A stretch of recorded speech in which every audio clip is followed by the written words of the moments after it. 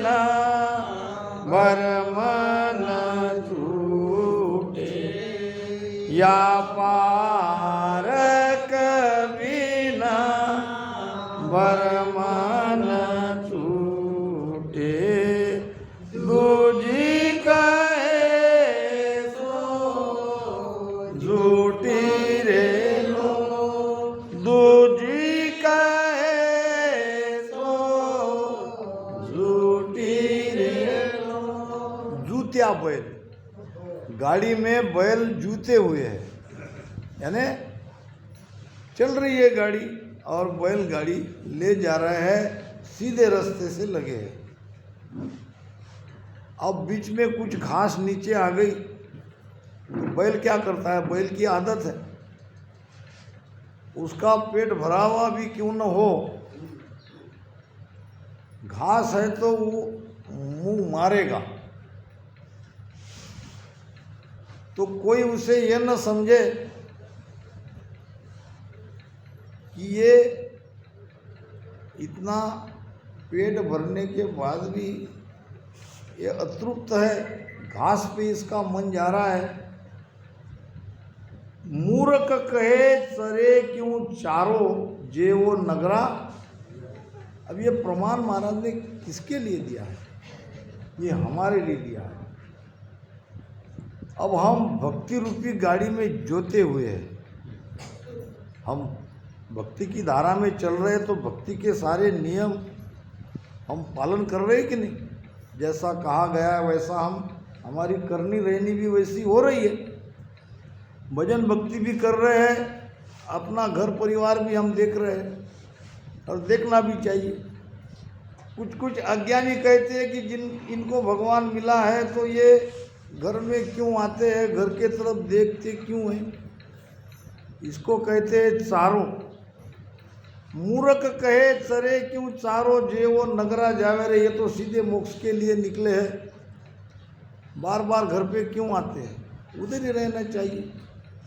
ऐसा नहीं होता है, क्योंकि ये मन है, 10वें द्वार तक मन का प्रभाव है, एकदम से सारी चीज़ें छूटती नहीं है, छूटते छूटते छूटते छूटते छूट जाएगी।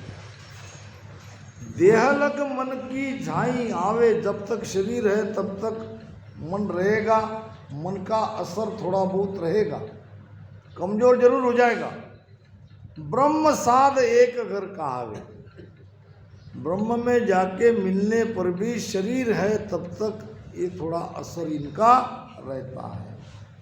निर्भय वास किया घर माही, साध ब्रह्म के अंतर नाही।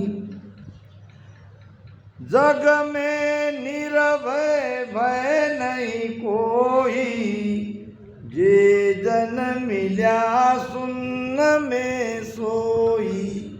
जीते जी कैसी स्थिति हो जाती है, ब्रह्म में मिलने के बाद निर्भय वास किया जगमाई। जगत में तो है मगर अब कोई भय नहीं है, काल से अलग हो गए, काल का कोई भय नहीं रहा, मृत्यु का कोई भय नहीं रहा। क्यों नहीं रहा मृत्यु का भय, ये समझ में आ गया कि जिसकी मृत्यु होती है वो हम नहीं है, हमारी तो मृत्यु नहीं है। और जब ये भक्ति की धारा में नहीं आए थे तो हम भी जगत के जैसे थे, शरीर को ही सब कुछ मान के बैठे थे। शरीर चला गया तो सब कुछ चला गया, शरीर के बाद कुछ है ही नहीं। मगर ऐसा नहीं है, शरीर की मृत्यु होती है, हमारी मृत्यु नहीं होती है, ये समझ में आ जाता है। काल से भय मुक्त हो जाते हैं, हम निर्भय हो जाते हैं, साध ब्रह्म में अंतर नहीं। ऐसी स्थिति में परमात्मा में और साधु में कोई अंतर नहीं, वो स्वयं जाके उस ब्रह्म में मिल गए। जग में निर्भय भय नहीं कोई, और ये जन मिल्या शून्य में सोई। जीते जी शून्य में मिलने के बाद जगत में निर्भय बन जाते हैं। महाशून्य में जाय मिलावे, ब्रह्म समायर एक कहावी, जीव शिव का मेला होई, जहाँ एक नहीं दूजा कोई। वहाँ क्या है? वहाँ एक है, वहाँ दो का भाव नहीं है। जब तक दो का भाव है तब तक उस पद में नहीं पहुँचे। यानी दृष्टा और दृश्य, ये दो भाव जब तक है, भजन में दिखता है ना, हम कहते भी है कि मुझे ये दिखाई दे रहा है, ऐसा ऐसा हो रहा है, बराबर कह रहे हैं। क्योंकि वो दृश्य दिखाई दे रहा है और देखने वाले हम दृष्टा है, हमारी सुरती देख रही है। जब तक ये देखना दिखाना है, सुनना सुनाना है, तब तक द्वैत है, दो का भाव है। अभी स्थिति पक्की नहीं हुई। जब उस पद में जाके मिल जाते हैं तो वहाँ केवल एक ही एक रहते हैं, वहाँ दूजा नहीं है। ईसो अद्भुत लखायो मोय महिमय राम दुजो नहीं कोई। वहाँ दूसरा नहीं है कोई, वहाँ एक ही राम है और वो राम हम ही है, हमारी ही आत्मा है। हम ही हमारे आत्मा स्वरूप में पहुँच गए। इसीलिए वाणी को जब हम देखते हैं, पढ़ते हैं और उस पर विचार करते हैं तो एक एक कड़ी इसकी मिलानी पड़ती है कि महाराज कहे क्या रहे, इसको कहना क्या चाहते हैं। पहले तो हमको शिष्य बना दिया, फिर गुरु करने को कहा, फिर राम राम करने को कहा, फिर गुरु को समर्पित हो जाने को कहा, फिर आगे सब एक एक करके छूट जाते हैं, सारे स्थान भी छूट जाते हैं, मन बुद्धि चित्त अहंकार के पीछे रह जाता है, गुण भी पीछे रह जाते हैं, तत्व से भी अलग हो जाते हैं। फिर क्या रहता है बाकी? जो बचता है वो हम ही तो है।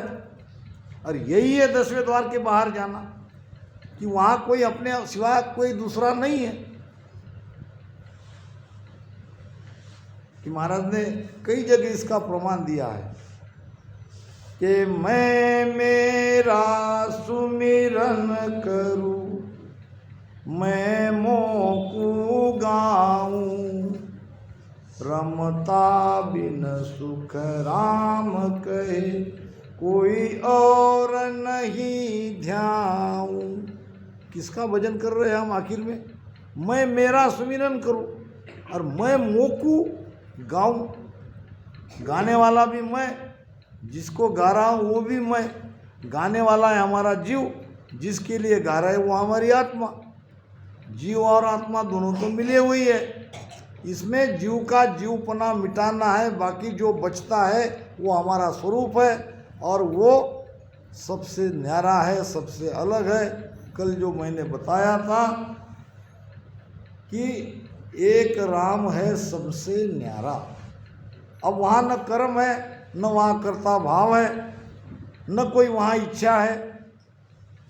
तो ऐसी स्थिति होने पर हम इन सबसे अलग हो गए, प्रकृति से, माया से, गुणों से, कर्मों से। फिर बचे हम ही हैं, तो वहाँ आनंद ही आनंद है। जीव शिव का मेला हुई और जहाँ एक नहीं दूजो कोई। एक जगह बड़ी सुंदर बात बताई महाराज ने, सारी वाणी भरी है, सदगुरु के शरण में जाओ, सदगुरु के शरण में जाओ। एक जगह महाराज कहते हैं, और कोई शरण नहीं चाहिए, आप ही उलट आप में रहिए। इसका विचार करोगे कि नहीं, ये क्या कह रहे हैं महाराज? हमने तो सब पढ़ा, सदगुरु के शरण में जाना है, सदगुरु के शरण में जाना है। यहाँ महाराज ऐसी बात क्यों कह रहे हैं? स्थिति अनुसार ज्ञान निकला है। वो स्थिति में जब गुरु की महिमा करनी पड़ती है, वहाँ वो स्थिति में सही है। धीरे धीरे जब आंतरिक यात्रा हमारी आगे बढ़ती है, फिर कहते हैं कि और शरण कोई नहीं चाहिए। अब किसकी शरण की आवश्यकता नहीं है।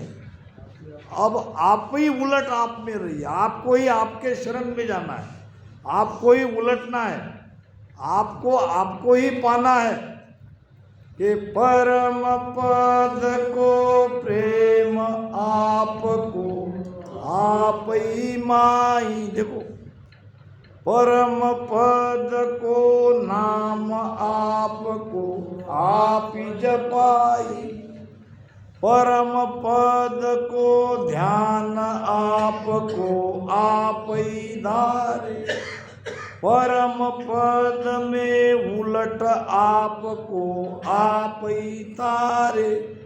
क्या ऊंची बात है। उस स्थिति में ये भाव आ ही जाता है, तब समझ में आता है कि जिसका नाम ले रहे हैं वो परमात्मा और राम जी तो मेरे ही भीतर है। परम पद में उलट आपको आप ही तारे, परम पद का ध्यान आपको आप ही जपाई। तो हमें ही हमारा ध्यान करना है, हमें ही हमको पाना है। भजन से जीव का जीवपना मिट जाता है।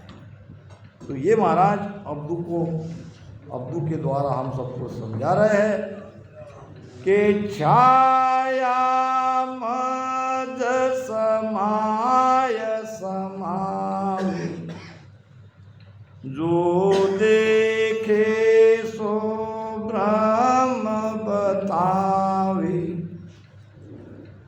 छाया जीव रहे नहीं कोई, उलट उदे सिर आवे कोई।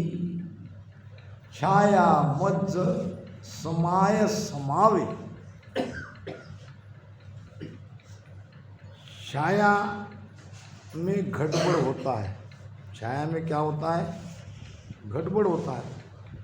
सुबह शाम हमारी छाया ऐसी लंबी दिखाई देती है कि नहीं?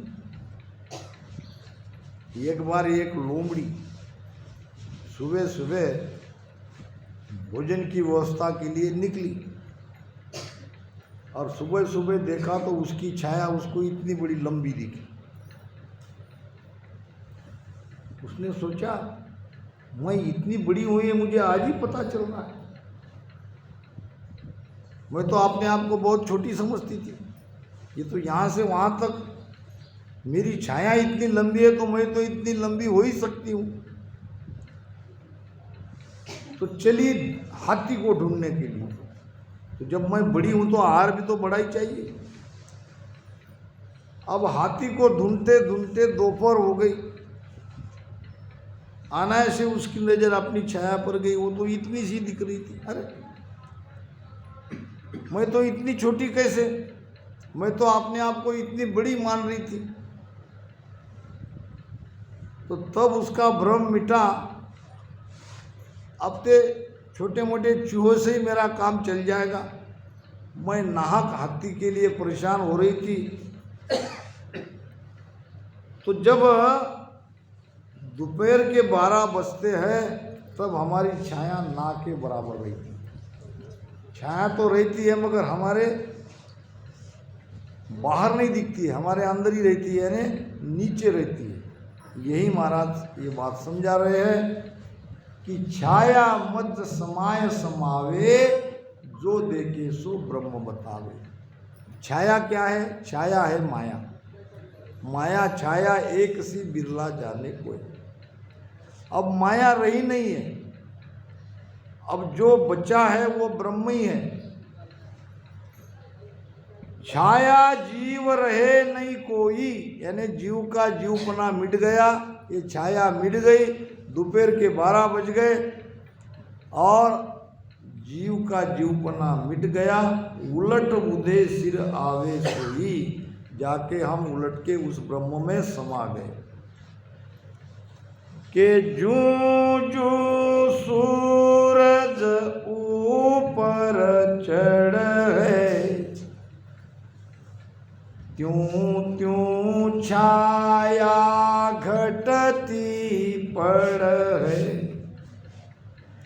जब सूरज चल मज सिर आया, तब सब छाया नाम मिटाया।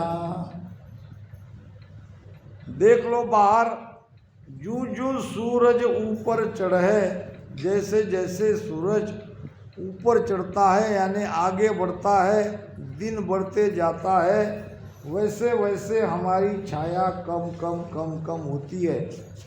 और जब दोपहर आती है तो छाया रहती नहीं। इसी प्रकार जैसे जैसे हम एक एक स्थान से आगे बढ़ रहे हैं, हम माया से अलग हो रहे हैं, हमारा जीवपना मिट रहा है। कंठ से हृदय में आए तो थोड़ा सा हमारा जीवपना कम हुआ, हम आत्मस्वरूप की ओर आगे बढ़ गए, अभी पूरी स्थिति नहीं हुई। फिर नाभि में आए और थोड़ा जीवपना हमारा कम हुआ। ऐसे ही जैसे जैसे एक स्थान को पार कर गए करते करते जब 10वें द्वार में आते हैं तो वहाँ जीव शिव में मिल जाता है, जीव का जीवपना पूरी तरह से मिट जाता है। जैसे दोपहर में आप धूप में खड़े रह के छाया को खोजोगे तो छाया कहीं आपको दिखाई नहीं देगी, क्योंकि अब छाया नहीं रही, अब जीव का जीवपना मिट गया। जब सूरज चल मद सिर आया और तब सब छाया नाम मिटाया। यूं ज्ञान उदय रसना लिवलावी, बंकनाल की बारी जागी। सूरत सबद ऊंचा चल आया, छाया घटे जूं जीव घटाया। बाहर का प्रमाण महाराज ने क्यों दिया है? अब भीतर को सोचो, भीतर को खोजो। यूं ज्ञान उदय रसना लिव लागे। रसना से आप रटन करोगे, भजन में लिव लगाओगे तो आपके भीतर वो ज्ञान प्रकट होगा। ज्ञान प्रकट होने का मतलब वो शब्द प्रकट होगा, आपका कंठस्थान हिलने लगेगा। पहला प्रमाण कंठस्थान में मिलता है कि दरिया सुमरे राम को, आठों पोर आराम, रसना में रस उपजे, मिसरी जैसा स्वाद। जब ये स्वाद आने लगे तो तब समझ लेना कि हमारी यात्रा अब प्रारंभ हो गई। इमरत सीर उरस सु उतरी, कंठ बिच किया पसारा, और सांसों सांस राम धुन लागी, आ देखो पतियारा। भजन करके देख लो, आपके अंदर ये स्थिति होगी तो आपको विश्वास आ जाएगा। यूं ज्ञान उदय रसना लिव लागे। अब रसना से लिव लग गई, एक एक स्थान को पार करते करते आखिरी पूरब के 6वें कमल पे आए और वहाँ पे बंकनाल की बारी जागे। बंकनाल खुल गई, सुषुम्ना खुल गई, बंकनाल ही सुषुम्ना है। अब बंकनाल खुल गई तो सूरत शब्द ऊंचा चलाया। अब सुरती शब्द का मेल हो गया। अब सुरती शब्द के साथ जैसे जैसे हम ध्यान करते जाते हैं, ध्यान बढ़ते जाता है, पेट में सांसा अमा होती जाती है, वो पलटने लगती है, वैसे वैसे हम ऊपर ऊपर ऊपर जाते हैं तो ये छाया मिटती मिटती जाती है, जीव का जीवपना मिटता मिटता जाता है। छाय घटे जीव जीव घटाया। ये महाराज कह रहे जैसे छाया घटती है वैसे आपका हमारा सबका जीवपना मिटना चाहिए। जीवपना मिटता है।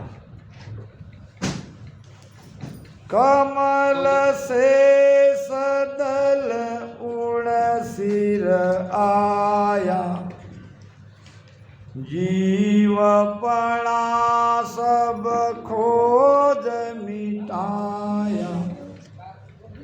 सेजा बास जगत के माही, नेहचे घर हम किया माही।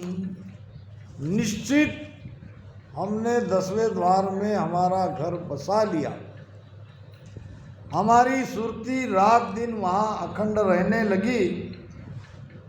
कहाँ? कमल सहस दल उणसिर आया। सहस्त्र दल कमल, 1000 पाकली का कमल, ब्रह्मांड कमल। 10वें द्वार में हम आ गए, वहाँ हमारी बस्ती हो गई। सुरती रात दिन वहाँ आनंद लेने लगी। तो जीव पड़ा सब खोज मिटाया। वहाँ जीव का जीवपना सारा मिट जाता है। जीवपना मिटने का क्या मतलब? माया से हमारा सारा संबंध विच्छेद हो जाता है। अब माया नहीं रहती है, छाया नहीं रहती है, जीवपना मिट जाता है। जैसा हाथी को, जो अपने आप को गधा हाथी समझ रहा था, राजा के हाथी ने उनको उनका स्वरूप का बोध कराया तो उनको समझ में आ गया कि मैं ये जीव नहीं हूँ। ऐसे ही जब हम अपने स्वरूप को पहचान लेते हैं तब हमारे समझ में आता है तो ये क्या मैं समझ रहा था और ये क्या है। सत्य का अनुभव वहाँ हो जाता है। जब सत्य का अनुभव होता है तो असत्य सब छूट जाता है। कहते हैं कि 2 मित्र थे, दोनों सुनार थे। दोनों ने एक दुकान सोने चांदी की लगाई थी। दुकान अच्छी चल रही थी। अब बीच में एक मित्र की मृत्यु हो गई। मृत्यु होने के बाद उसको एक बेटा था, 7-8 साल का। माँ ने कहा, बेटा अब धीरे धीरे जो पैसा हमारे पास था तुम्हारे पिताजी के जाने के बाद अब वो ख़त्म हो गया। अब तिजोरी में पिताजी ने कुछ कीमती चीज़ें सुरक्षित रखी है, जरा जाके तुम्हारे पिताजी के उस मित्र के पास जाओ और ये गिरवी रख के कुछ पैसा लाओ। तिजोरी में से निकाल के वो वस्तु जब वो लड़का ले गया तो मालिक ने कहा, बेटे ये पैसा ले लो और माँ को दे आओ और कल से तुम काम पर आ जाओ और ये जो तुम वस्तु लाए हो जहाँ लाए हैं वहीं जाके रख दो। अब धीरे धीरे वो 8-10 साल का लड़का काम करने के लिए अपने पिताजी की दुकान में आने लगा। धीरे धीरे काम सीखने लगा। अब देखते देखते वो एक कुशल जोहरी हो गया। अब एक दिन पार्टनर ने कहा, बेटा वो वस्तु लाओ जो तुमने कुछ साल पहले मेरे पास लाए थे दिखाने के लिए, गिरवी रखने के लिए। ठीक है करके बेटा घर पे गया। दूसरे दिन जाके उसने तिजोरी खोली, तिजोरी में से वो वस्तु निकाली। माँ ने कहा, क्या कर रहे हो? तो आज इसका काम है, मेरे पिताजी के मित्र ने ये वस्तु आज लाने के लिए कहा है। बच्चे ने निकाला और देखते ही उसको फेंक दिया। कांच के टुकड़े थे, मगर तब समझ में नहीं आ रहा था वो कांच है। और तब वो मालिक भी कहता कि भाई ये कांच है, तो विश्वास नहीं कर सकता था, क्योंकि अब वो दृष्टि खुल गई, अब वो समझ आ गई, ज्ञान का उदय हो गया। तो महाराज कहते हैं ऐसी स्थिति हमारी बन जाती है। कमल शेष दल उन सिर आया, जीवपना सब खोज मिटाया। हमारा अज्ञान सारा दूर हो जाता है और ज्ञान रूपी सूर्य का उदय हो जाता है। सहजा वास जगत के माही, नेचे हम किया गरवाई। जन सुख राम मन में आवे, तब निज घर जाय समावे। संतो माया ब्रह्म तहाए, दोई निहते ब्रह्म एक है होई। अब ये निश्चय हमारे अंदर आ जाता है कि दो नहीं है, दो समझना हमारी भूल थी, हम तो एक ही है। और उस एक को जब हम पहचान लेते हैं तो महाराज कहते हैं कि जन जब सुख राम मन में आवे, तब निज घर जन जाए समावे। जब उनकी इच्छा हो तब सुरती वहाँ लगा के उस आनंद को प्राप्त कर लेता है, और घंटों तक उस आनंद में जब तक उसको लगे तब तक वो आनंद लेता है।